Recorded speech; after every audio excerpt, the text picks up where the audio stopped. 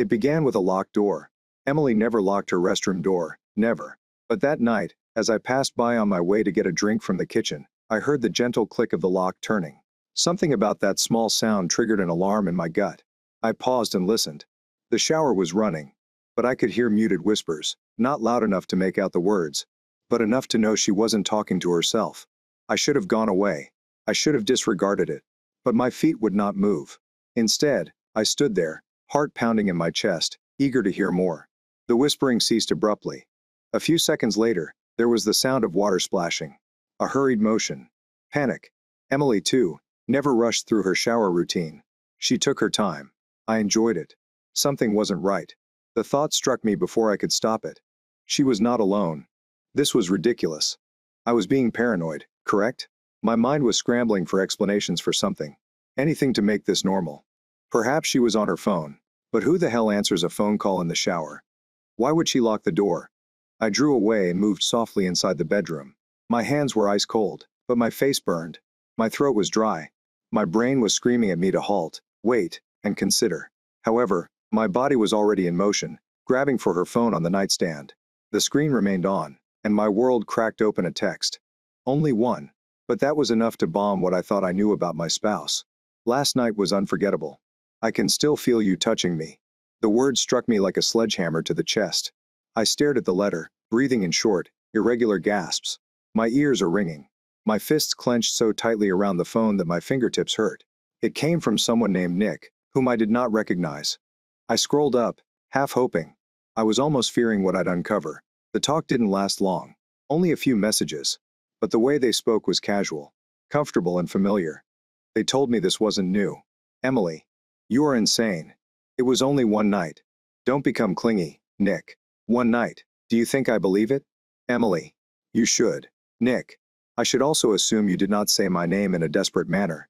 I couldn't read any more. My pulse beat in my skull. A slow, horrible awareness crept into my bones. My wife cheated on me, and she didn't even try to hide it. The bathroom door opened. Emily stepped out, wrapped in a towel, her hair spilling on the carpet. She froze when she saw me standing there with her phone in my hand for a second. Only one short second. Something flickered across her face. Not guilty. Annoyance. I felt like I was bothering her. What the hell are you doing with my phone? She snapped. I raised my eyes to meet hers, and for the first time in our relationship, I could see her clearly. No rose-colored spectacles. No excuses. Just a woman who had been caught standing in a towel, scowling at me as if I had done something wrong. I took a hesitant step closer, held up the screen, and let her read her own words.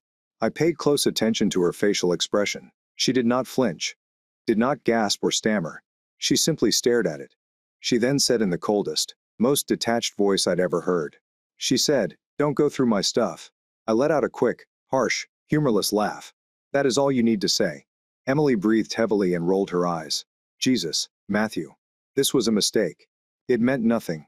My entire body became rigid. An error. She shrugged, as if we were discussing burning dinner.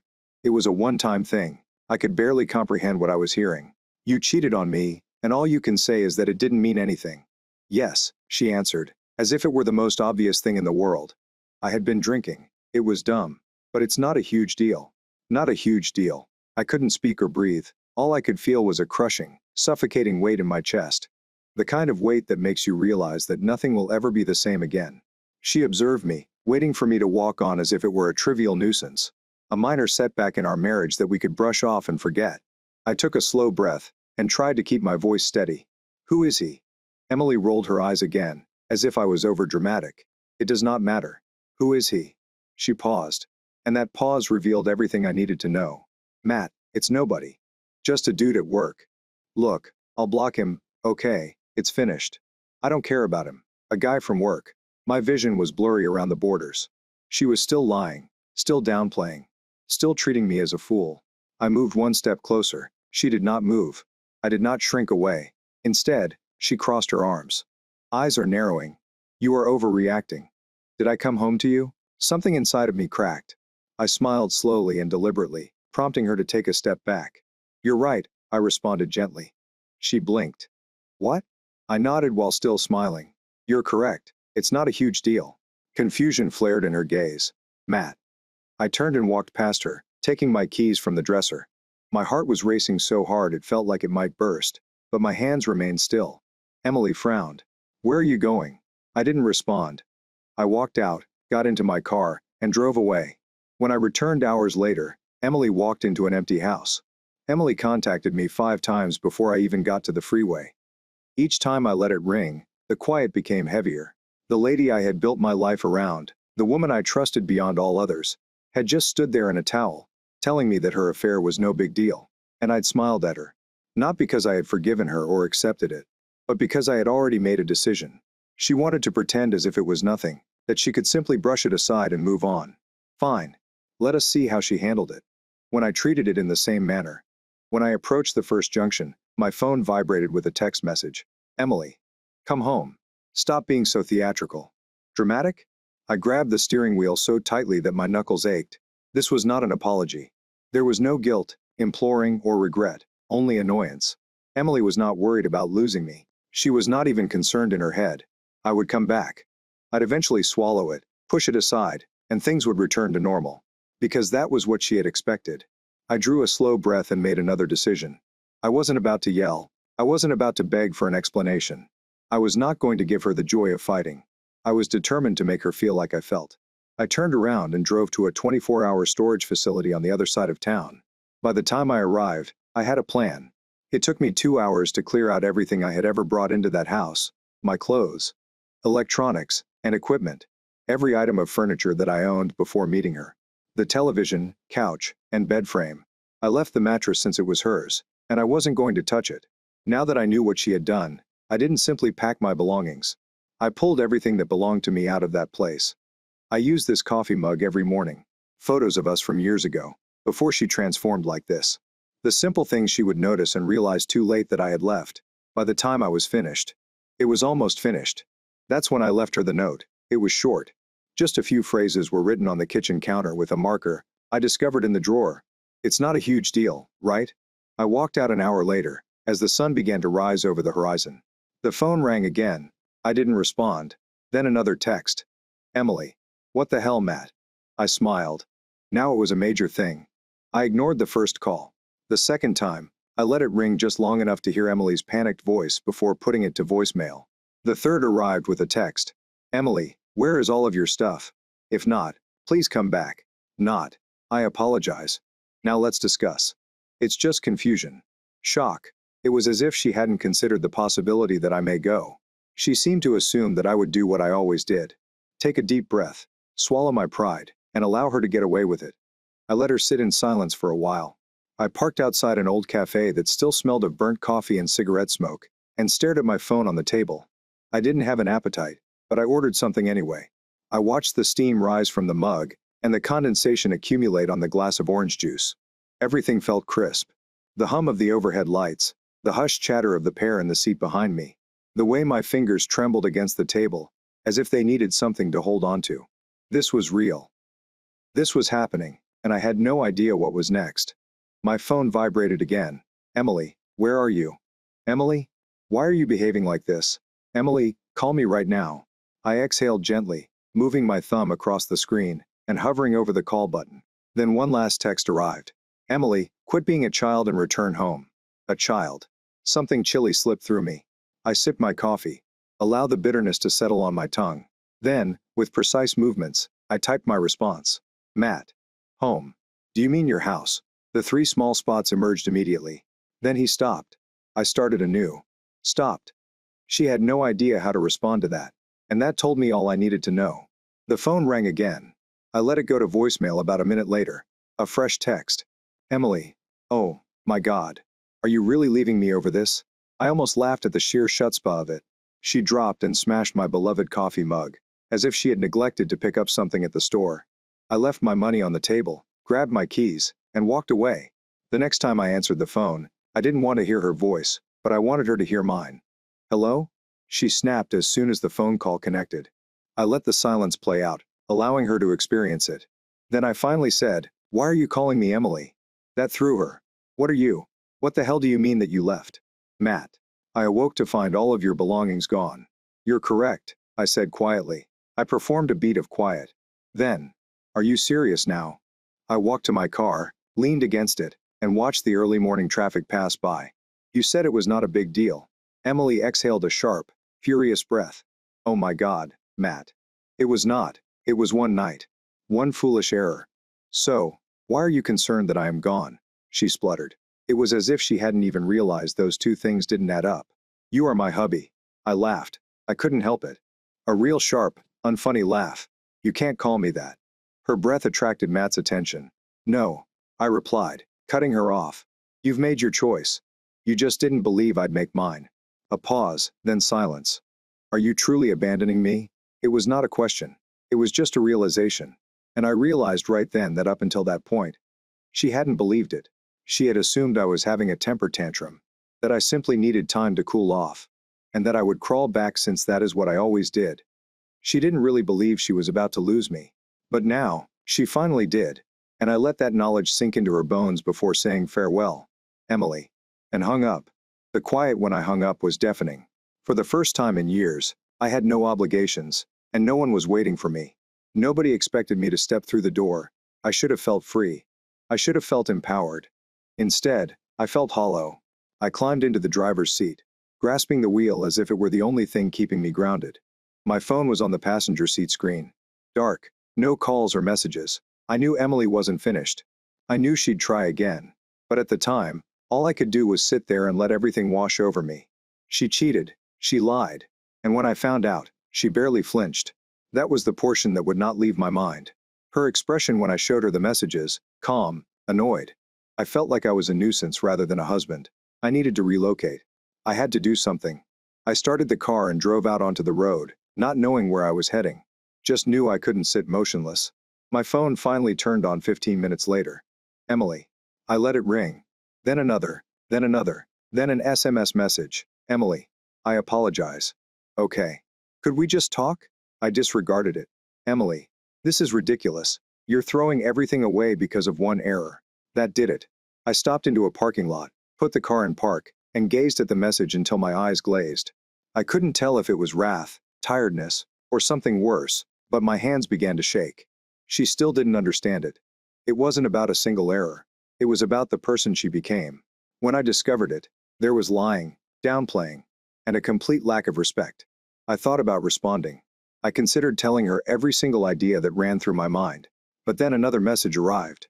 Emily, you are being foolish. Just come home and we'll speak. Just like that. I had drained every ounce of my wrath, because I could see it plainly at that moment. She did not wish to repair this. She didn't want to make things right. She simply wanted to win. This was not about me. It was not about our marriage. It was all about control. Emily had never expected the consequences. She had expected me to remain the same man I had always been. The man who forgave the person who let things go. But that man was gone, and I was about to prove it. I took a calm breath, steadied my hands and typed my response. Matt, I will be home in 1 hour. The response was quick. Emily. Finally. I will be waiting. I got back in the car, drove it, pulled into the road, and proceeded home. But I was not going back to reconcile. I was returning to end this. I pulled into the driveway. Emily was already waiting for me. She stood on the front porch, arms crossed, foot tapping against the wooden flooring, as if she had been practicing her performance in the mirror. Her look ranged between annoyance and force, concern. But there was no true terror or dread. She still believed she had the upper hand. I stepped out of the car slowly, taking my time to watch her. She was wearing leggings and one of my old hoodies, which she used to steal since she said it smelled like me. Now it just looked like a terrible prop. A costume intended to remind me of something we used to be. It was not working. Are you done with your tantrum? She inquired the moment I was within earshot. I nearly laughed. Almost. I walked right by her to the front door. Move. Emily frowned. Matt. Move. Something in my tone made her hesitate. She moved aside to allow me to pass, but I could feel her gaze on me as I entered her house. Not mine. Not anymore. The place was exactly as I had left it, a shadow of what it once was. The walls appeared naked without the photos. The living room seemed smaller without my furnishings. The air felt cooler, as if I had carried the warmth with me when I left. Emily followed me inside and closed the door behind her. Are you finished being dramatic? I didn't respond. I went into the kitchen, picked up the marker I'd left on the counter, and wiped away my note with the sleeve of my jacket. Emily sighed behind me. Seriously? Are you just going to act like a child now? I turned slowly and leaned against the counter. Tell me something, Emily. I said, my voice calm and measured. Was it worthwhile? She blinked. Was it worth it? I repeated. Are you losing me? Our marriage. Everything we built. Was that one night worthwhile? She scoffed. She rolled her eyes as if I'd asked her a foolish question. Oh, my God. Matt, stop. It was one night. One mistake. I told you I was sorry. I am not sure what else you want from me. You don't understand what I want. Yes. She snapped. I do not. Because nothing in this makes sense. You're acting as if I assassinated someone. I slept with another guy once, and now you're acting like our entire marriage was a lie. I tilted my head and studied her. Tell the truth, Emily. She frowned. I'm telling the truth. No, I responded, keeping my voice steady. You are not. Because if you were, you wouldn't be so upset. You wouldn't be so defensive. Her eyes fluttered. Matt, you are upset because I wasn't supposed to find out. You're upset because you didn't believe I would do anything about it. She laughed briefly and without amusement. Oh my God, you are insane. Am I? I made a hesitant step closer, attentively eyeing her. Emily, if it was only one night, why do you care so much? Why are you battling so hard? She opened her mouth, then closed it. And that's when I noticed it. The crack, the faint flicker of terror beneath her eyes. The first tangible indication that perhaps, just maybe, I wasn't as foolish as she imagined. I gave a slow, knowing smile. It wasn't just one night, right? Her breath caught. Matt, how long? I asked. She shakes her head. It does not matter how long. She breathed sharply and looked away. It happened several times. Okay, I let the silence stretch. Let her sit in it. Then I took another step forward and lowered my voice. How many? She gulped hard. Matt, how many times? Emily. She eventually glanced at me, and for the first time since the beginning, I noticed genuine guilt on her face. 5. I let out a slow breath. I wasn't astonished, but hearing her say it made it true in a way that nothing else had. She had looked me in the eyes for months, kissed me, slept next to me, told me she loved me while going behind my back 5 times, and then said it was a mistake. I nodded slowly. Thank you for telling the truth. Her shoulders relaxed somewhat. Matt? I removed my wedding ring off my finger and laid it on the countertop. Her breath caught. Wait. This is finished, Emily. She looked at the ring as if it were a grenade. As if it were something dangerous. Something that could still be prevented if she simply spoke the correct thing. She opened her mouth and closed it for the first time. She appeared terrified. Not of losing myself, but of losing control. You do not mean that, she whispered. I gave her one last look, remembering the face of the lady I once loved. I do. And then I walked away, leaving her standing alone in her house. I barely heard the door close behind me before Emily exploded. Matt. She yelled, her voice piercing the peaceful morning air. I continued walking. Footsteps. Fast. She was running after me. Matt, stop. You aren't doing this. You are not just. I turned slowly. She skidded to a halt at the foot of the porch steps. Her breath heaved, and panic crept into her expression. You're not leaving, she murmured, her voice cracking. Now we'll talk about it like grown-ups. I let out a quick laugh. Talk like an adult. Like how you speak to Nick? Her expression twisted. That is not fair. Fair, I repeated, moving closer. You want to talk about fairness? She swallowed. I looked away. I do not know.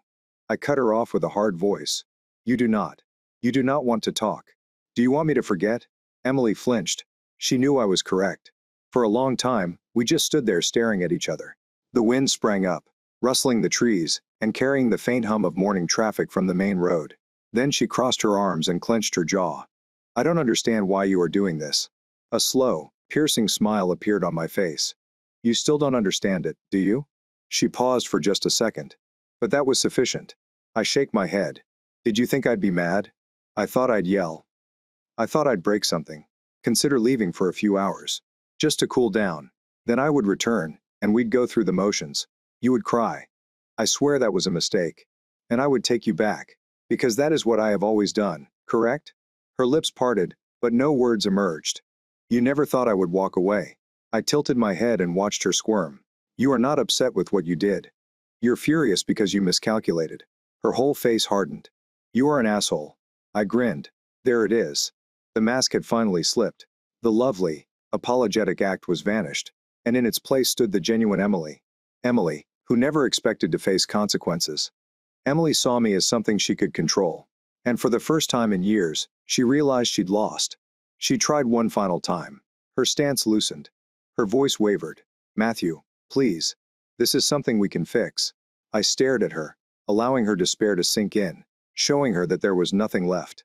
Then, in the calmest voice I'd ever spoken in my life, I said, no, Emily, you can live with it. I opened my car door and climbed in. She did not chase me this time. I'm not sure how long. She waited there, waiting, hoping that I would change my mind. But as I drove out of the driveway, the last thing I saw in the rearview mirror was Emily, frozen and speechless. For the first time in her life, she was powerless. That I drove. Not someplace in particular, I'm just getting away. Move away from the house, move away from her voice. Away from the last 7 years of my life, which had recently gone up in flames. I should have felt something. Relief, maybe. Victory. Satisfaction. But all I felt was emptiness. The city blurred outside my windows. Street lights, automobiles, and people going about their daily lives, utterly ignorant that mine had just broken. It was surreal. Like seeing a film in which the main character loses everything. Except that this was not fiction. This was real. My phone was resting face down on the passenger seat, vibrating every few minutes. Emily, I ignored every call, text, and attempt to bring me back in. I'm not sure how long I drove before I turned into a random parking lot and disabled the motor. The hush that followed was smothering. The weight of everything crushed down at once. I had nothing. No home, no woman, and no plan. All I had was a storage container filled with my belongings and a phone that wouldn't stop vibrating. Another call. Another text. Emily, you are being a coward. Running away like this rather than confronting what happened. I nearly laughed. Coward. That was very generous of her. I stared at the message. I get a dark feeling, curl in my chest. She wasn't sorry. She had no regrets. She was merely upset that she couldn't control me. Despite this, she remained optimistic that she could win. Emily, you are going to regret this. You'll wake up and find you ruined a marriage with one stupid error. One mistake. Even after admitting to 5 different betrayals, she attempted to change reality, still thinking that this was a small bump in our perfect love story. I ran my fingers down my face and exhaled softly. My pulse remained constant. My breath was even. And then, as I was about to put down my phone, another message arrived. Emily, I believe Nick treated me better than you ever did. I froze the air in my automobile. Shifted. She'd spent all this time trying to get me back in, playing the victim. But now she understood it wasn't working. She was looking for blood, Emily. At the very least, he made me feel wanted. When was the last time you did this? Something inside of me cracked. Not anger, not in pain, clarity. I typed my response with my fingers steady. Matt, you're correct. I should have made you feel wanted. If I had, you might not have had to hurl yourself at some desperate loser in your office. The specs appeared instantly, then halted and stared again. Emily, you don't get to speak to me that way. I smiled. Matt, what are you planning to do? Emily, cheat on me. Silence. Then, Emily, you. Matt already did, but clearly I wasn't alone. No response. Nothing. I could practically picture her furiously glancing at her phone. For the first time since this nightmare began. I felt great. Emily had spent months making a fool of me, lying and laughing behind my back. And now she was experiencing what it was like to be helpless to lose. I set down my phone, leaned back in my seat, and closed my eyes for the first time in years. I finally felt like myself. The following morning, I awoke to commotion. I had eventually crashed in a dilapidated motel just outside the city, smelling like cigarettes and bad judgments. The bed was firm, and the walls were thin, but I didn't mind. I just needed a place to stop. Somewhere. Emily was not. But when I checked my phone, it was evident she had spent the entire night attempting to entice me back into her storm. 27 missed calls. 53 texts. I'm side-scrolling through the mayhem. At first, she had followed the same script. Emily, come home. Let us chat. Emily, you are wrecking everything for nothing. Emily, you are acting nuts. Simply pick up the phone. When I did not answer, she shifted. Emily, you want to act like a victim? After everything I've put up with from you, Emily, you're not the ideal spouse. Matt, perhaps if you had paid more attention, I wouldn't have needed anyone else. Emily, you believe you are so righteous. Do you think leaving makes you a nice guy? Newsflash, it only makes you weak. When she realized none of it was working, the messages became desperate. Emily, I did not intend any of that. Please, Matthew. I need to see you. Emily, I botched it up. I know I did. Please give me one chance to correct this. Emily, I love you. Please do not do this. I perched on the edge of the bed and rubbed my temples.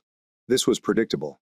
The rage, the insults, the unexpected sadness when she saw I wasn't playing the game anymore. I had seen through her, and she despised it. Then, just as I was ready to block her phone, I noticed the final message. Emily, I informed my folks you had left me. They are furious. I glanced at the television, a gradual smirk spreading across my face. Yes, of course. She rushed to them. Emily had always understood how to play the victim, and if she couldn't influence me, she'd turn to someone else. Her folks had always thought highly of me. Her father, particularly the man who shook my hand on our wedding day and said to me, "Take care of my little girl."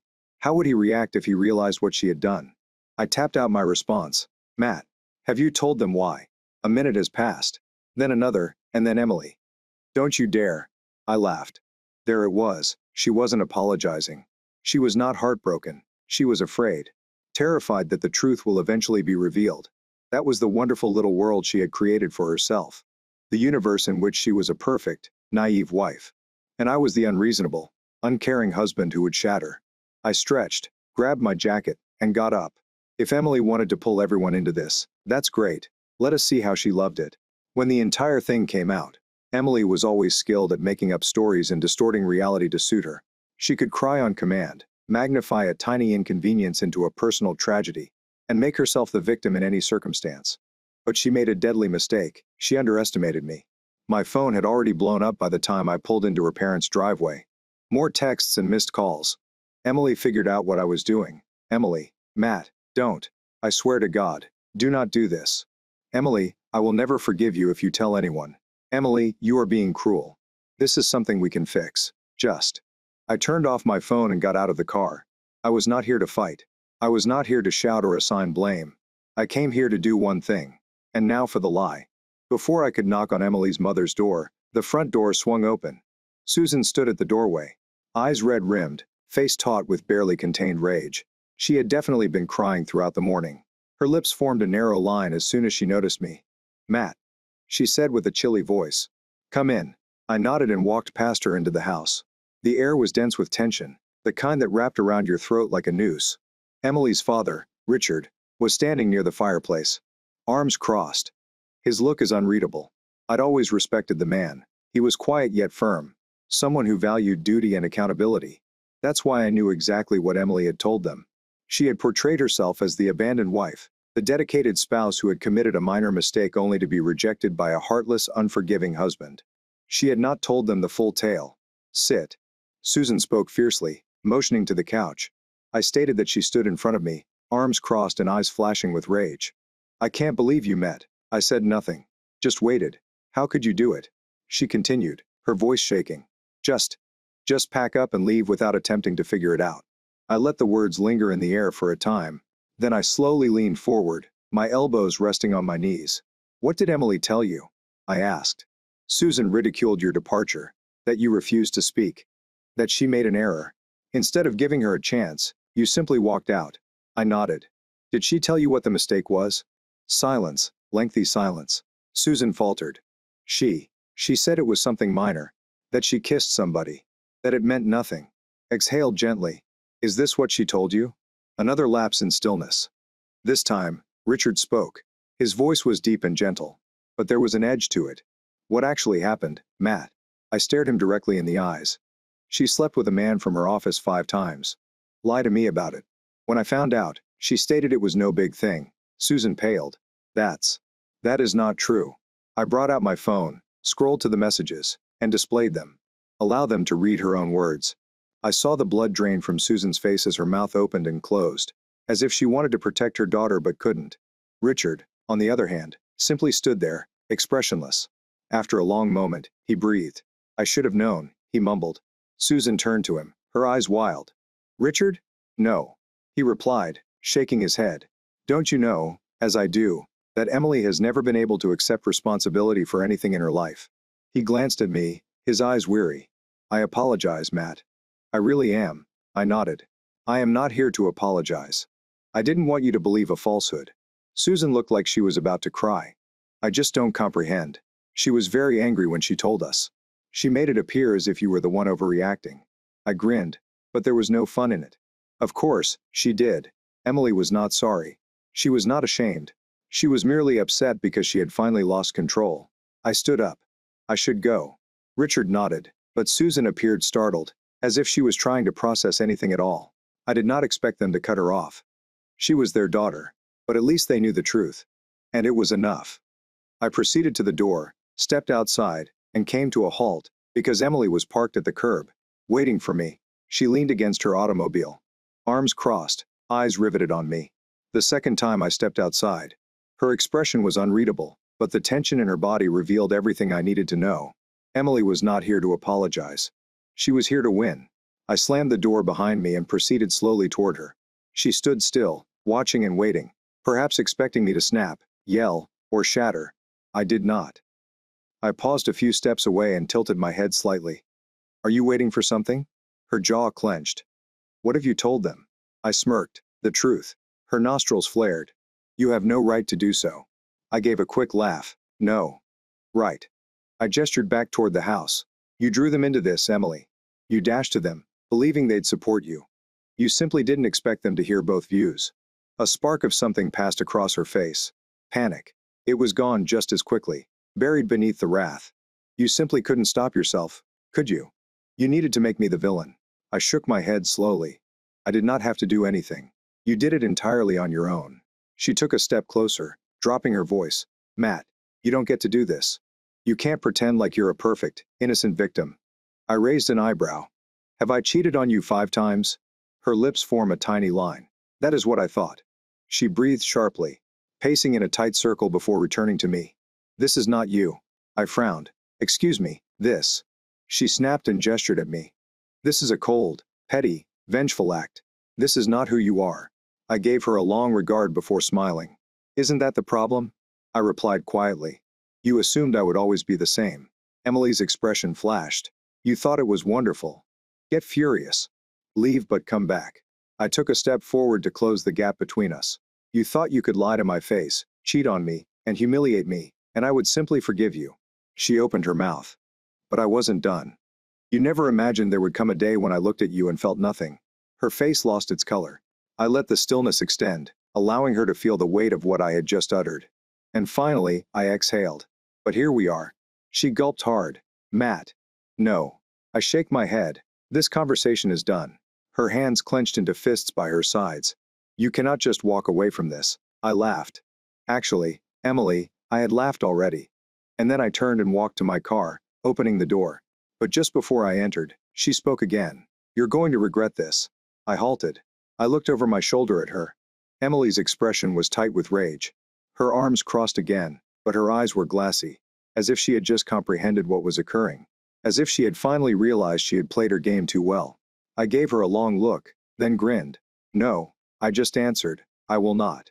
And with that, I climbed into my car, shut the door and drive away. I was finally free after years. Here's the next story. I should have seen it coming.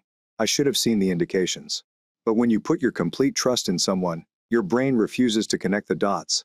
Despite the fact that the truth is right in front of you. They began softly. Not the typical cliché of she started dressing nicer. Or she spent more time on her phone.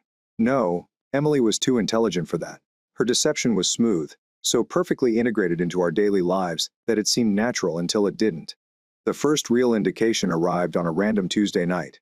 I was in the kitchen preparing dinner when she entered, holding her car keys as if she were about to leave. Where are you going? I asked while stirring the noodles. She announced the book club without missing a beat. I frowned. Since when have you had a book club? She gave me a half smile. The type that people utilize when they lie. But don't believe you're smart enough to notice. Sarah invited me last month. It's only a small group. Nothing serious. I should have questioned it more. But at the time, I just knew Emily's activities were normal. What was surprising was that she went without taking any books. That following night, I got up at 2 a.m. The bed was freezing. Emily was still not home. I sat up, glancing at the blank space beside me. A pit formed in my stomach, which I pushed down. Maybe she was simply having a nice time. Perhaps she fell asleep at Sarah's. Perhaps my phone vibrated on the nightstand. Emily sent a text while staying at Sarah's. See you in the morning. Love you. I stared at the message, my fingers grasping the phone so tightly that my knuckles ached.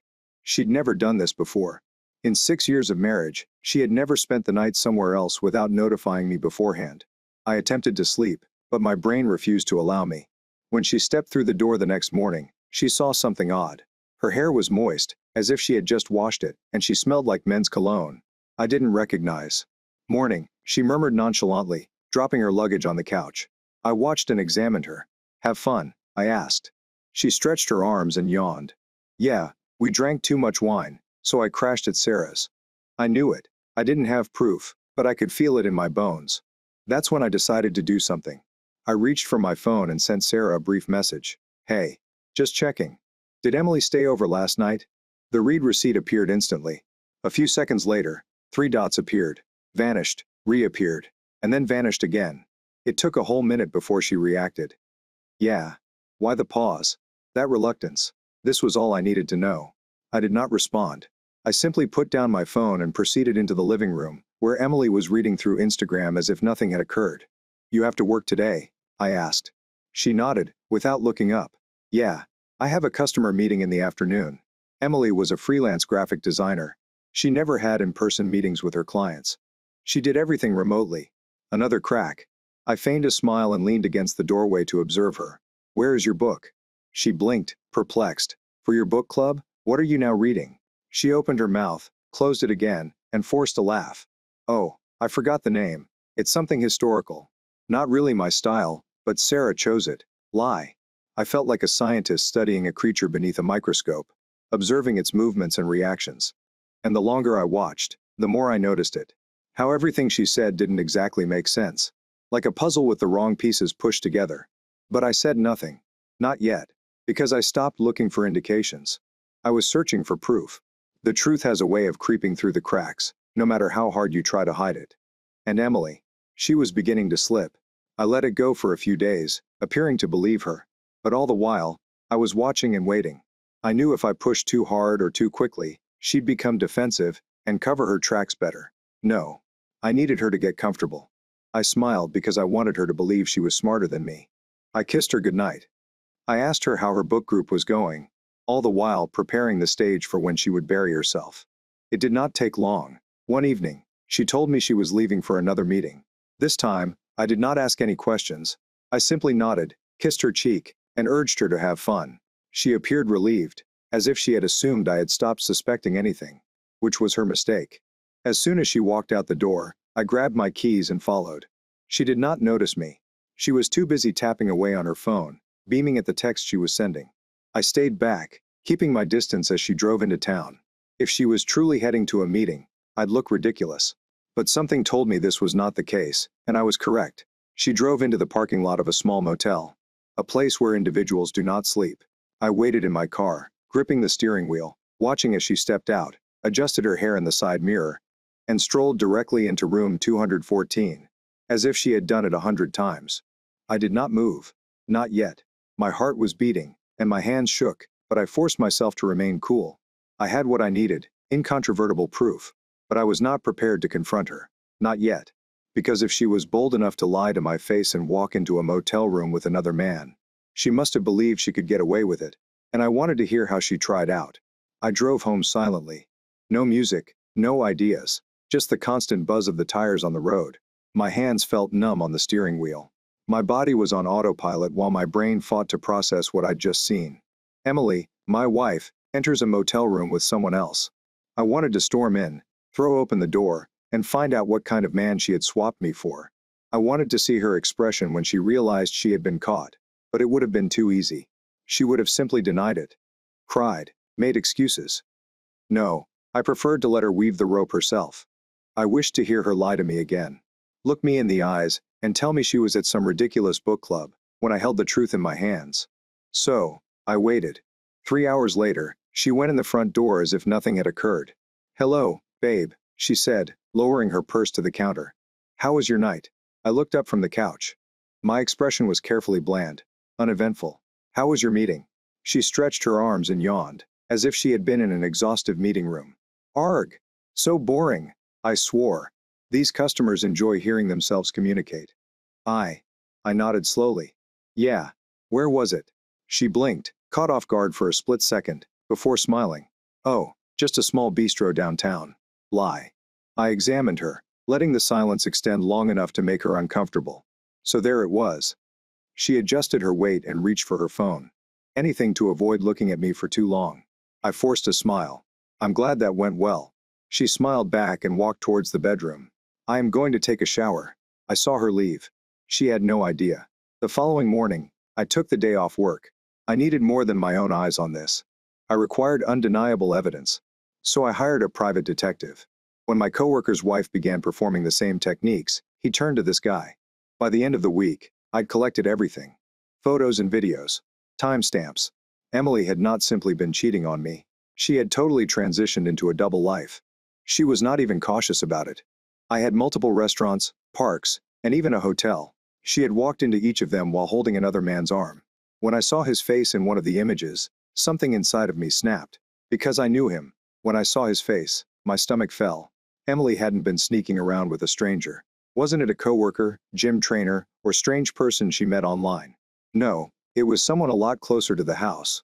It was Nathan, my best friend. The person who served as my best man at our wedding. The guy I had drunk beverages with confided in me. Trusted as a brother. I glanced at the photographs, my heart pounding in my ears. There he was. His hand rested on her waist, his mouth near to her ear. I whispered something that made her laugh like she hadn't laughed with me in months. They sat at a dimly lit bar. Her fingertips traced patterns across his arm. Walking into a motel together. Their bodies squeezed together, as if they could not wait to get inside. Everything was immediately made clear. Emily had insisted on inviting Nathan over for dinner. They had inside jokes that I wasn't aware of, such as how she supported him when his previous lover dumped him, claiming he was simply misunderstood. I had been played for a fool, but instead of wrath, I felt something colder and sharper. I wasn't about to confront her yet. Not in the way she had expected. No. I wanted it to hit her like a freight train. I wanted her to believe she'd won.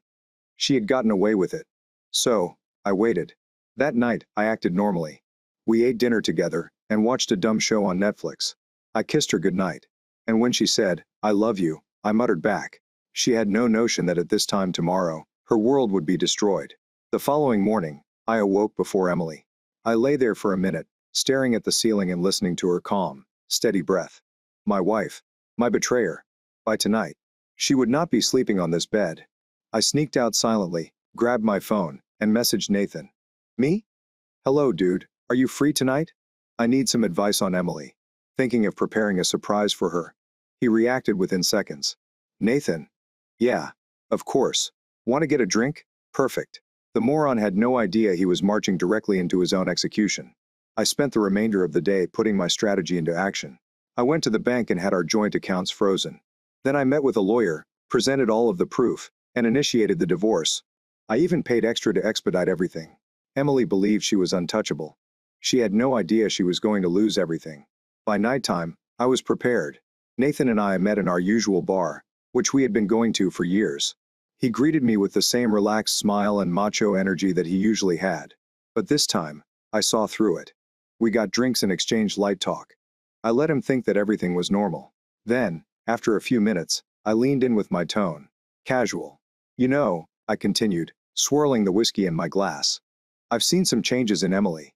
She has started going out more and staying out later, because she has a reading club. Nathan tensed for a split second. It was subtle, but I got it. I smirked. Have you ever heard her mention it? He feigned a chuckle while scratching the back of his neck. Nah, man. But, you know, women do their own thing on occasion. Liar. I took out my phone, tapped it a few times, then slid it over the table. I thought that was funny because, according to my investigator, her book club meets at a motel. And you are her favorite guest. Nathan paled. His mouth opened, but no words emerged. He looked from the images to me, his expression a mix of disbelief and dread. I listened, dude, and raised a hand. Save it. I leaned back, allowing him to squirm beneath my gaze. I already know everything. So here's how this will go. You're going to sit here and finish your drink without contacting Emily. And in about an hour, she will realize she no longer has a spouse, a home, or a bank account to rely on. Nathan gulped hard. Come on, man, it wasn't. I laughed. Actually laughed. It was not. What? A betrayal. A total loss of trust. I shake my head. You both deserve each other. I stood up, threw some money on the table, and tapped his shoulder once. Enjoy the mess you created. And with that, I walked away, leaving Nathan there, wallowing in his own shame. Now it was Emily's turn, and I pulled into the driveway as the sun began to drop. The house. Our house looked the same as before, but it felt different now. Like a crime scene before the cops arrive. Emily's automobile was parked in front. Good. She was at home. She had no idea what was about to strike her. I walked inside and found her in the kitchen, humming to herself while pouring a glass of wine. She appeared to be really comfortable. So calm, fully ignorant that the earth beneath her was going to be ripped away. She turned and grinned when she spotted me. "Hey, you are home early." I smiled back and laid my keys down. "Yeah. Had a fascinating conversation with Nathan." Her hand froze around the wine glass. It was so quick and subtle that most people wouldn't have noticed, but I did. She quickly recovered, taking a cautious sip before responding. "Oh, how is he?" I moved closer, my voice quiet. "Oh, he is great. We had a wonderful conversation about your book club." Her face lost its color. I let the pause last, studying her reaction. Her grasp on the glass tightened, and she breathed shallowly. But she said nothing. She was waiting, calculating, and attempting to determine how much I knew. So I helped her out. I reached into my pocket, pulled out my phone, and put it on the counter in front of her. The television was still showing photographs of her and Nathan strolling into the motel, kissing in his car, and holding hands in a restaurant like a happy couple. Emily glanced at the TV with her mouth slightly wide. I crossed my arms. "You want to explain, or should I?" She finally looked up, and her demeanor changed. First comes shock, then guilt, and then unbearable annoyance. "Oh, come on, Matt." She rolled her eyes and set the wine down. "Did you actually engage a private investigator? Don't you think that's a little dramatic?" I blinked. "Dramatic?" She sighed and crossed her arms. "Look, I knew you were becoming suspicious, but this is simply childish. Snooping or spying on me. That is pathetic." I laughed, really laughed. "I am pathetic. I am the problem here." She shook her head, exhaling as if I were the one who had exhausted her. "Matt, you don't understand it. Our marriage has been dying for a while. I eventually determined to do something about it." I stared at her. "By screwing my best friend," she shrugged. "Nathan actually listens to me, something I didn't expect. He makes me feel wanted." I clenched my jaw. "So, instead of talking to me and working on our marriage like adults, you simply gave up." I started creeping around like a coward. She scoffed. "Oh, please. Like you'd changed. You are so predictable, Matt. So boring. Consistently following the same schedule. Acting as if everything is fine while simply going through the motions." I inhaled gently, telling myself to be calm. I wasn't about to let her twist this. "All right," I replied. "Do you desire excitement? Here are some." I approached the front door, opened it, and moved aside. "Get out." Emily blinked. "What?" I motioned outside. "You have heard me. Get out." She gave a quick, doubtful laugh. "Oh, are you serious?" I smiled. "Dead serious." I removed a folder from my pocket and placed it on the counter next to my phone. "Is that your copy of the divorce papers? I've already signed them." You are not given a choice." Her mouth opened and closed. You cannot merely." "I can't," I said. "So I did. The house is not yours. The bank accounts are already frozen. You don't have any money, a backup plan, or anywhere to stay." I tilted my head. "Perhaps Nathan can take you in." "Oh, wait. His name is not on the lease for his apartment, is it?" Her expression twisted. "Did you plan this?" I nodded. "Damn right, I did." For the first time, she appeared nervous. Her confidence crumbled just enough for me to notice the panic setting in. She had been so confident in herself, certain that she could balance two lives and succeed. She realized too late that she had gambled all and lost. She took a hesitant breath and tried one more tactic. "Matt, baby." Her voice softened. "We don't need to do this. This is something we can fix." I smiled. "Oh, darling." I leaned in slightly, dropping my voice. "You have already lost." She swallowed. "I don't have anywhere to go." I motioned toward the open door. "Not my problem." Emily appeared completely helpless for the first time since I met her, which I enjoyed. She had walked into a motel room with Nathan, believing she had won, but now she was leaving my house with nothing. And that was the most satisfying victory of all. Emily did not move. She just stood there, blinking at me as if she was trying to comprehend what was going on. Like, her brain couldn't process the reality that she wasn't in control anymore, and that I was now tugging the strings. "Matt." She tried again, her voice almost imploring. "Do not do this. We can discuss it." I leaned against the doorframe, arms crossed. "We are talking, and you are still standing in my house."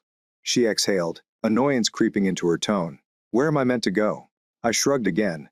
"Not my problem. You had lots of locations to go while you were snooping around. I'm confident you will figure it out." She stared at me for a long time, and then her countenance hardened, the fright in her eyes faded, replaced by something else, calculating. And with that, the switch switched. Okay, she snapped, snatching her purse. Do you want me gone? I will go. But don't think it's over. You owe me, Matt. After 6 years of marriage, you're just throwing me out like garbage. I couldn't help laughing. Oh, I owe you. That is an impressive sum. Coming from a lady who has spent the previous few months using our marriage as a personal safety net while sleeping with my best buddy. Emily rolled her eyes. Oh my God, people, grow up. Cheap, Matt. This happens. You do not need to act as if your entire world is ending. That was it. That's when I knew there was nothing remaining of the woman I'd married. No remorse, no guilt, only entitlement. You're unbelievable, I mumbled. She snatched her keys from the counter and charged toward the door. But then she came to a halt and returned my gaze with a sly sneer. You'll regret this, she said. I smirked back. I already regret marrying you. That took the smugness right off her face. I opened the door wider now. Get the hell out. Emily paused as if she wanted to add anything else. Perhaps she felt she could throw one final dagger. One last guilt trip. But she must have understood it was futile since she simply scoffed. She flipped her hair over her shoulder and walked out the door. I didn't say anything. I didn't watch her go. I just closed and locked the door for the first time in months, and the home seemed lighter. The air didn't feel as dense. The weight I hadn't even noticed I was carrying was instantly gone. Emily had left my life. Now it was time for the final nail in the coffin, which I did not celebrate. Not yet. There was still one more piece to play. Emily had gone out. Her automobile had pulled out of the driveway so quickly that I half expected her tires to leave skid marks. But I knew her. I knew she would not travel far. She was a survivor and a manipulator. She'd try to turn this around in her favor. And only one person remained foolish enough to catch her when she fell. Nathan. The first had one more message to deliver before I was fully done with this mess. I took out my phone and typed a text. Me? She's entirely yours, friend. I then blocked his number. I knew exactly where she was headed. I vividly imagined her storming into Nathan's flat. Her voice sounded loud, demanding that he take her in. And I knew he'd have a fantastic reaction. Nathan had never been one to take responsibility. He was the type that always has an exit strategy. Always found a way to transfer blame.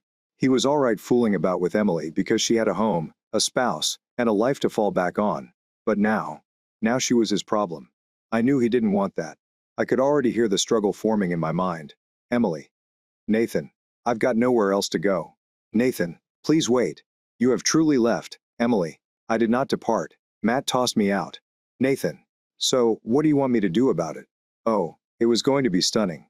And I was going to sleep like a baby tonight. I breathed and laid my phone down. The home was silent now, with only the gentle hum of the refrigerator in the kitchen. It felt strange. Better. For the first time in several months. I wasn't concerned about what Emily was doing, who she was texting, or what new lie she was about to tell me. It was over, and I got one. I awoke the following morning feeling lighter than I have in years. No Emily, no lies, and no pit in my gut as I wondered what she was up to. Just silence. Peace. Freedom. I stretched, got out of bed, and prepared a lazy breakfast. Something I hadn't done in ages. I wasn't in a rush to get to work. I wasn't distracted by the weight of a marriage that had died long before I buried it. Then, as I was finishing my coffee, my phone vibrated. I glanced at the screen. Emily? I smirked. Right on schedule. I let it ring. A second later, a text arrived. Emily, Matt, call me. We need to talk. No, we did not. I ignored it and moved on with my day. Then another one. Emily, I do not have any place to go. I took a lengthy drink of coffee and stared at the message for several seconds. I typed back. Me? Not my problem. And that should have been it. I should have put down the phone and moved on with my life. But something told me it wasn't over. I was correct. A few hours later, another text arrived. This time it's not from Emily. Nathan. Dude. What the hell were you doing? I actually laughed. I couldn't help it. Me? What is the matter? Your new girlfriend. It's not as fun now that she's homeless. 3 dots appeared, disappeared, and reappeared. Nathan. She is outside my house, yelling and refusing to go. I did not sign up for this, dude. I shake my head. Of course, Nathan had wanted the fun bits, the sneaking around and the pleasure of doing something illegal. But now that Emily was truly his only one, he no longer wanted her. How poetic. Me. Oh, no. Anyway, I blocked him too. I could just picture it. Emily stood at Nathan's apartment, demanding that he let her in. When she realized she had pushed herself into a position with no way out, she burned her bridges, played her game, and lost. And I was officially finished with her for good. I did not hear from Emily again. Not directly, anyway. A few days later, life began to settle into something new. Something better. I returned to work, reunited with old acquaintances, and resumed my gym visits. Things I hadn't known I'd been ignoring, while pretending to be a dependable husband, to a lady who was laughing behind my back. Then one evening, as I was leaving the workplace, my coworker James, who had always been more of an acquaintance than a buddy, approached me near the elevators. "Dude," he remarked, shaking his head with a smile. "Did you truly do a number on your ex?" I raised an eyebrow. "What?" He chuckled. "Emily? She walked into my friend's bar last night, completely inebriated, and began shouting about how you ruined her life, set her up, and made her homeless." I leaned against a wall. James crossed his arms and shrugged. "And nothing, dude." Everyone just nodded and ignored her. "Nobody wants to hear angry trash talk. He kicked her out for cheating. She kept claiming you'd regret it and that she'd get back at you in some way. But be honest." He smirked. "She sounded miserable." I exhaled gently, processing it. It was precisely as expected. Emily was not sorry. She was not ashamed. She was only angry because she had lost. And that was all the confirmation I needed. There was never anything true left in their marriage. Not for very long. James smacked my shoulder. "You did the correct thing, man. You should have seen her. If anything, you avoided a bullet." I nodded. A little smile appeared on my lips. "Yes," I said I did. For the first time in a long time, I truly meant it. Emily was gone. Nathan was stuck cleaning up the mess. And now, I was free.